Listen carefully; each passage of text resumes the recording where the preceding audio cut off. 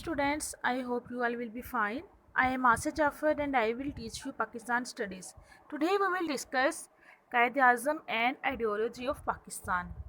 And today we will discuss next 2 points of this topic. In previous lecture we have discussed the definition of ideology of Pakistan and the introduction of Qaid-e-Azam and the first 2 points of this topic. And today we will discuss next 2 points. First of all, we will recall the definition of ideology of Pakistan. Ideology of Pakistan refers to the attainment of a separate land in which Muslims of the subcontinent can preserve Islamic values and spend their lives according to the glorious principle of Islam कि मुसलमानों के लिए एक ऐसी state का होना जहाँ पे वो अपनी इस्लामिक वैल्यूज़ को प्रिजर्व कर सकें, उनको महफूज कर सकें और इस्लाम के अकॉर्डिंग अपनी लाइफ को स्पेंड कर सकें. एंड अब हम इसको आइडियोलॉजी ऑफ पाकिस्तान को कायद-ए-आज़म के रेफरेंस से डिस्कस करते हैं, नेक्स्ट 2 पॉइंट्स के रेफरेंस से. स्टूडेंट्स, जैसा कि मैंने आपको कल बताया था कि आपकी बुक्स में ऐसे पॉइंट नहीं बने हुए, ऐसे यानी कि हेडिंग्स नहीं बनी हुई. वैसे तो पॉइंट्स हैं, 6 पॉइंट्स हैं इस टॉपिक के, ऐसे हेडिंग्स नहीं है. अगर आप ऐसे हेडिंग्स बना के ये अपना क्वेश्चन अटैम्प्ट करेंगे तो वो बहुत अट्रैक्टिव होगा. ठीक है स्टूडेंट्स, और ये क्वेश्चन बहुत इंपॉर्टेंट है. इसका जो थर्ड पॉइंट है वो है एड्रेस एट अहमदाबाद. ठीक है स्टूडेंट्स, अहमदाबाद इंडिया की बहुत ही मशहूर जगह है. वहाँ पे कायद-ए-आज़म ने 29 दिसंबर 1948 को एड्रेस डिलीवर किया था.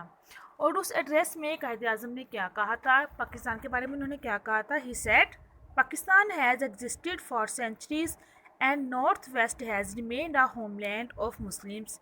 Independent states of Muslims should be established in these areas so that they may live according to the teachings of Islam. ठीक है, अब इसको एक्सप्लेन करते हैं. देखिए students, Pakistan has existed for centuries in north west has remained a homeland of Muslim. यानी कि पाकिस्तान जो है ये सदियों से ही, ये सेंचुरीज से ही एग्जिस्ट कर रहा है. जो नॉर्थ वेस्ट पार्ट है यहाँ पे देखिए स्टूडेंट्स, इससे पहले जब हमने अल्लामा इकबाल के इलाहाबाद एड्रेस को डिस्कस किया था उसमें हमने ये बात डिस्कस की थी कि Allama Iqbal was a person who give the concept of separate state. उन्होंने हमें सेपरेट स्टेट का कॉन्सेप्ट क्यों कहा जाता है कि उन्होंने हम सबसे पहले सेपरेट स्टेट का कॉन्सेप्ट दिया था, क्योंकि उन्होंने एक रीजन पॉइंट आउट कर दिया था कि इस रीजन में पाकिस्तान बनेगा नॉर्थ वेस्ट. ठीक है, नॉर्थ वेस्ट के दरमियान जो जगह आती है उसके मिड में जो एरिया आता है, अल्लामा इकबाल ने कहा था कि वहाँ पे पाकिस्तान बनेगा. इसलिए ये कहा जा रहा है कि जो नॉर्थ वेस्ट एरिया है या ये मुसलमानों का होमलैंड है और यहाँ पे पाकिस्तान इस्टेब्लिश होना चाहिए. और ये बात क्यों कही जा रही है कि सदियों से पाकिस्तान एग्जिस्ट कर रहा है. स्टूडेंट्स, जब देखें, जब मोहम्मद बिन कासिम ने 712 इंग्लैंड में आया था मोहम्मद बिन कासिम, और उसने राजा दाहिर को डिफीट किया था, उसे शिकस्त दी कि जो कि लास्ट हिंदू रूलर था. इसलिए कहा जाता है कि पाकिस्तान सदियों से ही एग्जिस्ट कर रहा है और जो नॉर्थ वेस्ट है यहाँ ये तो मुसलमानों का होमलैंड है. And independent states of Muslims should be established in this area so that they may live according to the teachings of Islam. और in these areas में यानी कि नॉर्थ वेस्टर्न एरियाज़ में पाकिस्तान की स्टेट्स को इस्टेब्लिश करना चाहिए जहाँ पे मुसलमान इस्लाम के अकॉर्डिंग अपनी लाइफ को स्पेंड कर सकें. ठीक है स्टूडेंट्स, मैं इसे कोटेशन को अगेन एक्सप्लेन कर रही हूँ कि पाकिस्तान सदियों से एग्जिस्ट कर रहा है और नॉर्थ वेस्ट एरिया जो है ये तो मुसलमानों का होमलैंड है और यहाँ पे मुसलमानों की इंडिपेंडेंट स्टेट्स इस्टेब्लिश होनी चाहिए ताकि मुसलमान इस्लाम के अकॉर्डिंग, इस्लाम की टीचिंग्स के अकॉर्डिंग अपनी लाइफ को स्पेंड कर सकें. ठीक है, ये थर्ड पॉइंट था. अब फोर्थ पॉइंट है एंड ऑफ एथनिसिटी. एथनिसिटी क्या होती है स्टूडेंट्स, कि अगर एक ग्रुप, ठीक है, अगर एक ग्रुप किसी रंग, नस्ल, ज़ुबान की वजह से किसी दूसरे ग्रुप को टारगेट करे, उसको नफ़रत का निशाना बनाए, इसे कहते हैं एथनिसिटी. इस चीज़ को कायद-ए-आज़म ने एंड किया था कैसे, on 21 March 1948 he delivered address to the people of Dhaka.